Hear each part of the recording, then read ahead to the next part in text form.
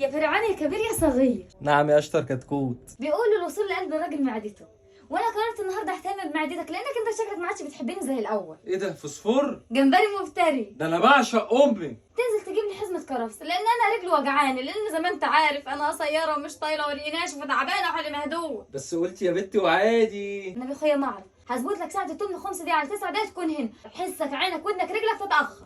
في السريع البريع. اجري. وهنا الفرعون الصغير الكبير نزل في سرعه البريء، لا السندباد ركب المكنه ركب وراه، معرفش السندباد ده ساب البحر وجاي راكب مكنه في الشارع ازاي انا ما اعرفش. المهم بقى راح لبتاع الخضره كده جاب كل انواع الخضره، وهو راجع لقى الراجل بتاع الموز قام سارق منه صباع موز وجاب الراجل ده قدامه، ما اعرفش كان بيلم ناس ولا ايه. ما هو فرحان بقى يا ولاد عشان احنا عاملين جمبري مفتري، اصل احنا جايبينه ب 100 جنيه عقبال املته. جاب لي الخضره وجه وانا قلت له بص احلى لايك ليك. رحت بقى جايبه شويه توم فصين 3 4 6 8، حطيت عليه نص قرن فلفل حامي وشويه ملح ودقيتهم بس ما نعمتهمش عشان عايزاه حرش شويه. رحت جايبه بقى فلفل اصفر اخضر احمر وشويه كرفس ورحت مقطعهم وبصله صغيره نونو ورحت مقطعه وليمون قطعتها شرنطه. رحت جايه على النار حتى الحله بتاعتي نازله بيها في شويه زيت ذره ده يا ولاد عشان تعرف ان احنا صارفين ومكلفين، وحته سمنه المفروض بيتعمل بزبده بس ما كانش حدايا زبده. حطيت التومه ورحت حاطه بقى الجمبري خدتهم واحده يمين في شمال وشمال في يمين وفوق وتحت وتحت وفوق، اديله واديله. حطيت بقى شويه ملح وفلفل وكمون وبصل بودر وتوم بودر وبابريكا وشويه بهارات لحمه وشويه بهارات بودر. والمهم بقى رحت نازله عليهم بالكرفس وعلى طريقه الشيف فراك السوري خدتهم شقلباص ده بالكيك دوقتهم وشقلطتهم في الحله. فين بقى اللايك بتاعكم الجميل والكومنت اللذيذ والشير الشقي وقولوا لي طريقتي دي صح ولا غلط. رحت جايبه البصل الصغير ده، والله صغير يا ولاد بس شايف نفسه علينا ب 13 جنيه. بقول يا حلوه شوفيني. رحت جايبه الحله بتاعتي حطها على البوتاجاز وحطيت فيها معلقه زيت ومعلقه سمنه، نزلت بيها في البصل اللي انا فرماه، قصدي بالبصل اللي انا فرماه زي ما مفروم حياتي كده طبعا. بعد ما حمرته نزلت بقى بالفلفل الالوان ده وشويه مرقه بودر، رحت حاطه شويه بابريكا ورحت حاطه حته شطه فيها حته التومه حته دقه كده، اصل الدقه ما يتقلهاش لا